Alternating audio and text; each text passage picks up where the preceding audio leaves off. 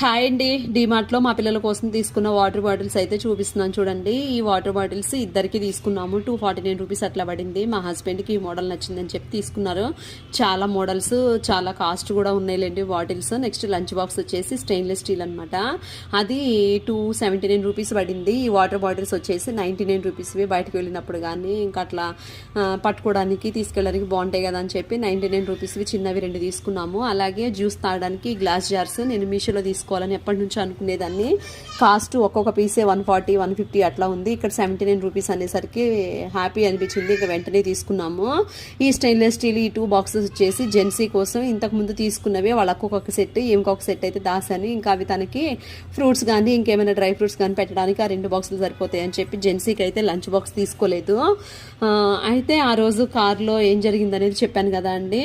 ఇంకా కార్ ఎంత స్టార్ట్ చేసినా కూడా అవ్వలేదన్నమాట. ఇంకా మా మరిదికి ఫోన్ చేస్తే వచ్చారు. ఇంకా మా మరిదిని అక్కడ నుంచేసి మా హస్బెండ్ అయితే ర్యాపిడో బుక్ చేసి మమ్మల్ని ఇంటికి తీసుకొచ్చారు. మేము ఇంటికి వచ్చేసరికి 1 అట్లా అయిపోయింది. మమ్మల్ని డ్రాప్ చేసి కార్ సర్వీస్ రిలేటెడ్ ఎంతమందికి ఫోన్ చేసినా రెయిన్ వస్తుంది ఈ టైంలో రామన్నా అని చెప్పారు చాలా మంది. ఇంకా మమ్మల్ని డ్రాప్ చేసిన తర్వాత ఆయన అయితే మళ్ళీ కార్ దగ్గరికి వెళ్ళారు. వెళ్ళిన తర్వాత ఆ విండో పవర్ బటన్స్ ఏవైతే ఉన్నాయో వాటిని ఒకసారి ప్రెస్ చేసి చూస్తే విండోస్ పైకి క్లోజ్ చేసుకున్నాయంట.